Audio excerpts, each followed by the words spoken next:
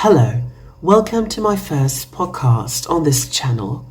I decided to make a whole series of horror podcasts to those who are interested in horror stories taken from a real life. I want you to enjoy listening, either you are watching us from YouTube or any other platforms like Spotify or Anchor. And those podcasts are going to be very helpful for those who want to learn English. And before I begin, I have a very small warning for the owners of the weak heart.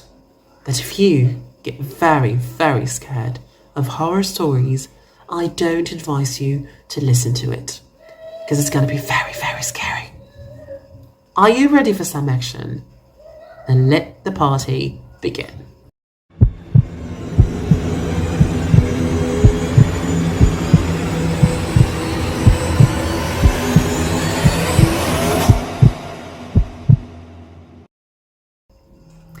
Our story is called Pizza Delivery Part 1. This happened 4 years ago when I was still in high school. I was told to do my last delivery of my shift. I got in my car, which was a 1999 Carmi, perfect for delivering pizzas. I GPSed the address of my phone. I live upstate in the country, so all pizza deliveries were long drives. I remember the sun was starting to set, so it was probably around 7 o'clock. I'd say after a good 15 minutes of driving through the forest, dirt roads. My GPS said I had arrived. It was an old little cottage, like a house made almost entirely of wood. It was sitting all by itself in the middle of absolutely nothing but forest. The lawn was completely unkept, as the grass was almost at knee-high. I was used to this kind of thing, so I didn't think much of it. I took the pizza to the front door. There was no door bell, so I knocked loudly on the door. Within 10 seconds, I heard the sound of footsteps hitting wood on the inside of the house. The footsteps made it to the door and stopped. I started to feel uneasy. I got the feeling that I was being watched. And that's when I noticed those pupils on the door. "It's the pizza guy," I called out. I heard a low, harsh-sounding voice on the other side of the door, telling me to bring the pizza out back. I didn't like the idea of going there if something didn't seem right. "Are you sure, sir?" I called out. He didn't answer my question. The sound of footsteps didn't move away from the door, so I had the feeling he was still watching me.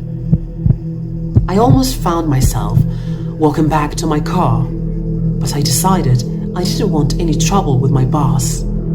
The last time I brought the pizza back, he gave me attitude. So I reluctantly walked through the uncut grass and here on the small house to the back. I remember there's a shed and the little patio back there. In the patio, there was a table with 4 chairs surrounding it. In one of the chairs facing away from me, I saw the head of somebody sitting on the seat. I began walking over and said, "Excuse me," but the person didn't even move an inch. "Excuse me," I said again, louder. Then from behind me, I heard over, "Psst, over here." I turned around to see a man poking his head out from the corner of the house, looking at me with a crazed smile. "Come over here, I want to show you something." I freaked out.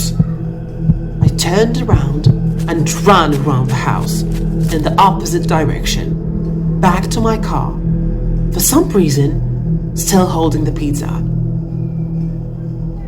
I got in my car and started it, and got away from there. On my way back to the pizzeria, I pulled over to the side of the road and called the police.